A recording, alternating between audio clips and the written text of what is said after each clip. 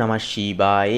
নমস্কার প্রিয় দর্শক বন্ধুগণ, ধনু রাশি তথা ধনু লগ্নের জাতক এবং জাতিকাদের জন্য এই চলরত 2026 সালের এপ্রিল মাসের পুরোপুরি 1 এপ্রিল থেকে শুরু করে 5 এপ্রিল এই যে পুরোপুরি সময়কালে একান্তই কিন্তু ধনু লগ্নের ক্ষেত্রে বিশেষ কিছু পরিবর্তন এবং বিশেষ কিছু ক্ষেত্রে সতর্ক থাকার কিন্তু একটা ইঙ্গিত নিয়ে আসবে জীবনে যেই সমস্ত ক্ষেত্রে বিপুল বাধা বিপত্তি সমস্যার সম্মুখীন হয়ে চলছিলেন, যেই সমস্ত বিষয়গুলি থেকে আপনারা আজ পর্যন্ত পিছিয়ে ছিলেন, সেই সমস্ত বিষয়গুলি থেকে কিন্তু একান্তই আপনারা একটা পজিটিভ ফলাফল লক্ষ্য করতে পারবেন। তো বলি বন্ধুরা, আজকের এই পর্বটি আপনারা অবশ্যই শুরু থেকে শেষ পর্যন্ত সম্পূর্ণভাবে অবশ্যই দেখুন। সম্পূর্ণভাবে আপডেটটি দেখে ভালো লাগলে অবশ্যই একটি লাইক করে কমেন্ট বক্সে অবশ্যই লিখে যান নিজেদের ব্যক্তিগত কোনো প্রশ্ন কিংবা মতামত। তাছাড়াও একটিবার শ্রদ্ধা এবং ভক্তি বৃত্তান্তে একটিবার অবশ্যই লিখে যাবেন ওম নমঃ শিবায়, হর হর মহাদেব, জয় দেবাদিদেব মহাদেবের জয়, অবশ্যই লিখে যান। তো বন্ধুরা দেখুন, এই সময় কিন্তু আপনার রাশির তৃতীয় ঘরে অবস্থান করছে সূর্য, বুধ, মঙ্গল এবং তার সাথে রয়েছে রাহু। পাশাপাশি তৃতীয় ঘরটি হচ্ছে আমাদের সাহস, প্রচেষ্টা এবং ছোট ভ্রমণের স্থান। তাই এই চতুর্গ্রহী যোগ আপনার ব্যক্তিত্বে এক প্রচণ্ড গতি এবং ঝুঁকি নেওয়ার ক্ষমতা কিন্তু বয়ে নিয়ে আসবে। অন্যদিকে আপনার রাশি চতুর্থ ঘরে শুক্র এবং শনি মহারাজের কিন্তু একটা একসঙ্গে অবস্থান কিন্তু থাকছে, বা এটি একটি বিশেষ যোগ সৃষ্টি করবে। বিদ্যমান এই সময়কালে কিন্তু আপনাদের ক্ষেত্রে যেমন ন্যায়পরায়ণতা দেখা যাবে, তেমনই কিন্তু কিছু কিছু ক্ষেত্রে আপনাদের যে আকর্ষণ ভাব অন্যদেরকে কিন্তু মুগ্ধ করবে। পাশাপাশি বন্ধুরা, আপনাদের ক্ষেত্রে সপ্তম ঘরে কিন্তু দেখা যাবে যে বৃহস্পতির অবস্থান থাকবে এবং ভাগ্যের ঘরে অর্থাৎ নবম স্থানে কিন্তু কেতুর সঞ্চার থাকছে। অর্থাৎ বলাই যেতে পারে এই যে সময়টা কিন্তু অত্যাবশ্যকীয়ভাবে চূড়ান্তময় সময় নিজেদের ভাগ্যকে পরিবর্তন করার জন্য, জীবনে সুখের শান্তির পৃষ্ঠত্ব একটা উন্নতির জন্য। তো বন্ধুরা, সবার প্রথমে বলি পারিবারিক জীবনের ক্ষেত্রে। তো দেখুন, পারিবারিক জীবনের ক্ষেত্রে এই যে সময়কালটি ধনুরাশির জন্য অত্যন্তই শুভভাবে অভিহিত হবে। চতুর্থ ঘরে উচ্চস্থ শুক্র ও শনির প্রভাব নির্দেশ করছে যে বাড়িতে এক ধরনের আভিজাত্য এবং শান্তির পরিবেশ কিন্তু বিরাজ করবে। নতুন আসবাবপত্র ক্রয় বা ঘর সাজানোর জন্য এটি একটি সর্বশ্রেষ্ঠময় সময় হবে। আপনার মায়ের সাথে সম্পর্কের একটা উন্নতি ঘটবে এবং তার স্বাস্থ্য কিন্তু অনেকটাই আগের তুলনায় ভালো থাকবে। তবে তৃতীয় ঘরে মঙ্গল ও রাহুর প্রভাবে ছোট ভাই বোন বা প্রতিবেশীদের সাথে কথা বলবার সময় কিছুটা পরিমাণ ধৈর্য ধরা অত্যাবশ্যকীয়ভাবে প্রয়োজন হবে, কারণ আপনার অতিরিক্ত স্পষ্টবাদিতা মনোভাব তাদের মনে কিন্তু গুরুতরভাবে আঘাত দিতে পারে। সপ্তম ঘরে বৃহস্পতির শুভ দৃষ্টি থাকায় জীবনসঙ্গীর পরিবারের সাথে সুসম্পর্ক বজায় থাকবে। প্রেম এবং দাম্পত্য সম্পর্কের ক্ষেত্রে বলি, এই যে সময়কালটি ধনু লগ্নের জন্য অত্যন্তই স্থিতিশীল এবং আনন্দদায়ক হয়ে উঠবে। সপ্তম ঘরে দেবগুরু বৃহস্পতির অবস্থান আপনার দাম্পত্য জীবনে এক ধরনের পবিত্রতা এবং গভীরতা বয়ে নিয়ে আসবে জীবনে।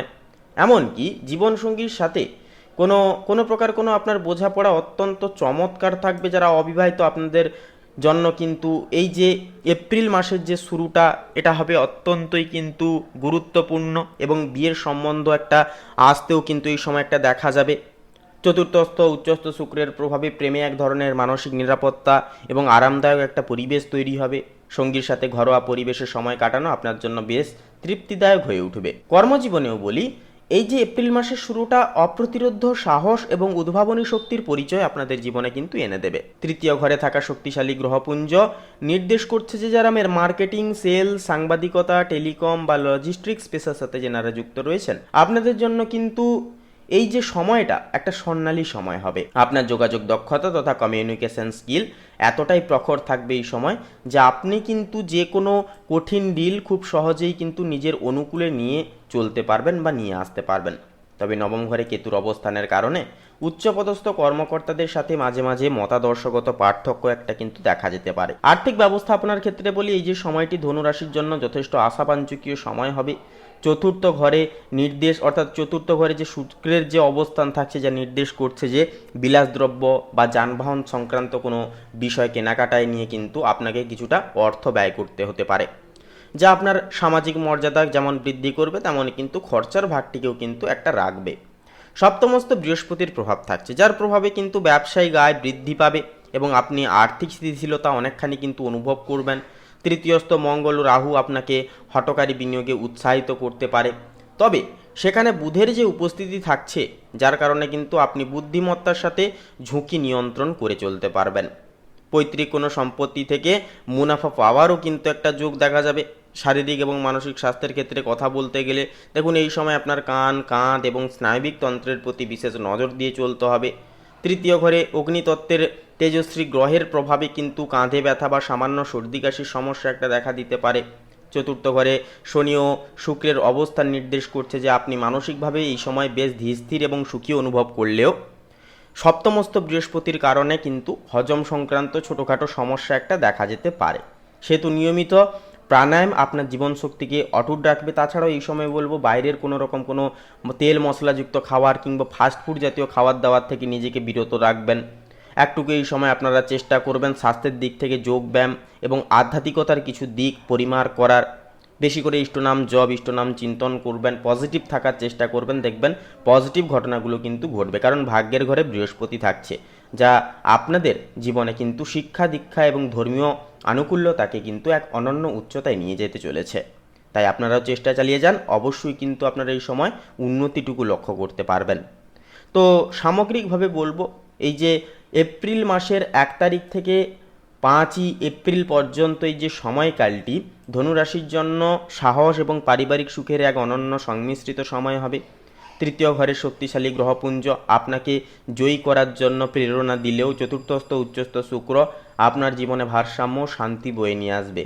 সপ্তমস্থ বৃহস্পতির আশীর্বাদ আপনার সামাজিক ও ব্যক্তিগত জীবনকে কিন্তু অনেকখানি সুরক্ষিত রাখবে। এই সপ্তাহে আপনার প্রধান শক্তি হবে আপনার অদ্যম জেদ এবং সঠিক পরিকল্পনা। তাই বলি পরিস্থিতির চাপে বিচলিত হবেন না, প্রত্যেকটি পদক্ষেপ অত্যন্ত গভীরভাবে এবং দৃঢ়তার সাথে অবশ্যই ফেলে চলবেন। আশা করছি এই সময়টা কিন্তু আপনাদের ক্ষেত্রে অনেকটাই উন্নতির সম্প্রসারণ জীবনে কিন্তু বয়ে নিয়ে আসবে। তো বন্ধুরা, আপনাদের ক্ষেত্রে বলি আজকের এই পর্বটি এই পর্যন্ত। পর্বটি কেমন লাগলো, এই বিষয়ে আপনাদের কেমন কি মতামত কমেন্ট বক্সে কমেন্ট করে অবশ্যই লিখে জানাতে ভুলবেন না। এছাড়াও একটি লাইক দিয়ে অবশ্যই কমেন্টে আপনারা ব্যক্তিগত কিছু মতামত এবং কিছু কমেন্ট করে লিখে জানাবেন অবশ্যই। তাছাড়াও নিজেদের শ্রদ্ধা এবং ভক্তি জ্ঞাপন করে অবশ্যই লিখে যাবেন ওম নমঃ শিবায়, হর হর মহাদেব, জয় দেবাদিদেব মহাদেবের জয়, অবশ্যই লিখে যাবেন। এছাড়াও বন্ধুরা আমাদের এই ভাগ্যবিচার চ্যানেলটিকে সাবস্ক্রাইব করে পাশে থাকতে ভুলবেন না। আপনারা ভালো থাকুন, সুস্থ থাকুন, সর্বদা সচেতন থাকুন। নমস্কার।